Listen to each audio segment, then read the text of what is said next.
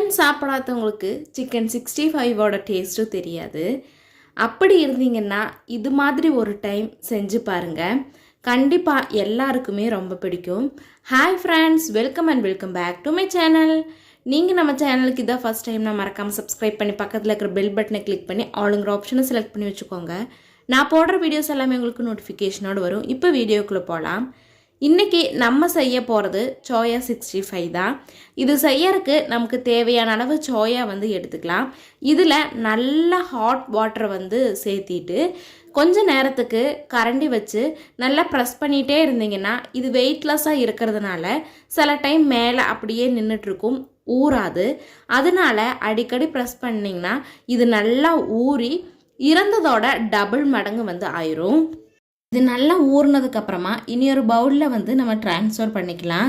இந்த டைமில் இந்த சோயாவில் இருக்கிற தண்ணி ஃபுல்லாகவே நம்ம ஸ்க்யூஸ் பண்ணி எடுக்கணும்.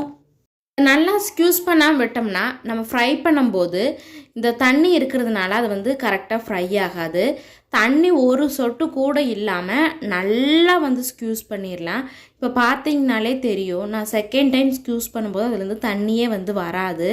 அந்த அளவு நல்லா ஸ்க்யூஸ் பண்ணி எடுத்து இன்னொரு பவுலில் ட்ரான்ஸ்ஃபர் பண்ணி வச்சுக்கலாம். இது ஸ்க்யூஸ் பண்ணும்போது நல்லா இருக்கும், நல்லா ஸ்பாஞ்ச் மாதிரி சூப்பராக இருக்கும். இப்போ தண்ணி இல்லாமல் நான் எல்லாத்தையுமே எடுத்தாச்சு. இப்போ பார்த்தீங்கன்னா நம்ம இதிலிருந்து எடுத்த தண்ணி இந்த அளவு கிடச்சிது. நம்ம எந்த அளவு தண்ணி ஊற்றணுமோ அதே அளவு தண்ணி கிடைக்கும். இதில் இப்போ தேவையான பொருளெல்லாம் சேர்த்திக்கலாம். தேவையான அளவு உப்பு, மிளகாய்த்தூள், அதுக்கப்புறம் கொஞ்சமாக கொத்தமல்லி தூள் சேர்த்திக்கலாம். அது அடிஷ்னலாக ஒரு கொஞ்சம் டேஸ்ட்டுக்கு வேண்டி கொஞ்சமாக கொத்தமல்லி தூள் சேர்த்திட்டு ஜேபியோட சிக்கன் 65 மசாலா சேர்த்திக்கலாம். மேக்ஸிமம் ஜேபியோட சிக்கன் 65 மசாலாவே வாங்கி சேர்த்திக்கோங்க. வேறு பிராண்ட் நான் யூஸ் பண்ணி பார்த்துருக்குறேன், அந்த டைமில் அது உதிர்ந்து போகிற மாதிரி இருக்குது. அதனால சிக்கன் 65 மசாலா சேர்த்திட்டு கார்ன்ஃப்ளவரும் நமக்கு தேவையான அளவு சேர்த்திக்கலாம். கார்ன்ஃப்ளவரை மட்டும் ஸ்கிப் பண்ணாதீங்க, ஏன்னா இந்த சோயாவில் நல்லா பைண்ட் பண்ணுறதுக்கு கார்ன்ஃப்ளவர் தான் ஹெல்ப் பண்ணும். அதுக்கப்புறமா ஒரு டேஸ்ட்டுக்காக கொஞ்சமாக சோம்பை க்ரஷ் பண்ணிவிட்டு சேர்த்திட்டு நல்லா இதை மிக்ஸ் பண்ணி எடுத்துக்கலாம். இப்போ நம்ம தண்ணி சேர்க்க வேண்டாம். இப்போ பார்க்கும்போது வரன்னு இருக்கிற மாதிரி இருக்கும், ட்ரையாக இருக்கிற மாதிரி இருக்கும். நமக்கு மிக்ஸ் பண்ணுறதுக்கே கிடைக்காது. மாவு தனியாக சோயா தனியாக போகிற மாதிரி இருக்கும். ஆனால் நீங்கள் நல்லா மிக்ஸ் பண்ணிகிட்டே இருந்தீங்கன்னா அந்த சோயாவில் இருக்கிற தண்ணியே நல்லா மிக்ஸ் பண்ணுறதுக்கு ஹெல்ப் பண்ணும். இந்த டைமில் தண்ணி சேர்த்தவே வேண்டாம்.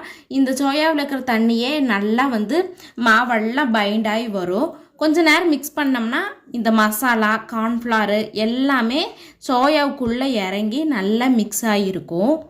மிக்ஸ் பண்ணிவிட்டு ஒரு 5 மினிட்ஸ் அப்படியே வச்சுட்டு நல்லா எண்ணெயை சூடு பண்ணி எடுத்துக்கலாம்.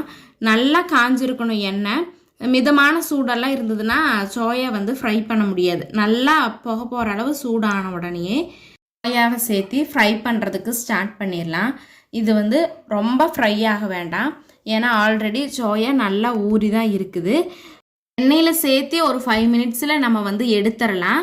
அப்போ சோயா நல்லா ஸ்பாஞ்ச் மாதிரி இருக்கும். நான் ரொம்ப நேரம் ஃப்ரை பண்ணனதுனால மொறுன்னு ஆயிடுச்சு. நீங்கள் அது மாதிரி செய்ய வேண்டாம். பட் டேஸ்ட் எல்லாம் நல்லா தான் இருந்தது. ரொம்ப ஃப்ரை ஆயிடுச்சுன்னு மாத்திரம். நீங்கள் சிக்கன் சாப்பிட மாட்டிங்கன்னா மறக்காமல் ரெசிபியை ட்ரை பண்ணிவிட்டு எப்படி இருந்ததுன்னு கமெண்ட் பண்ணுங்கள். தேங்க்ஸ் ஃபார் வாட்சிங். Bye bye.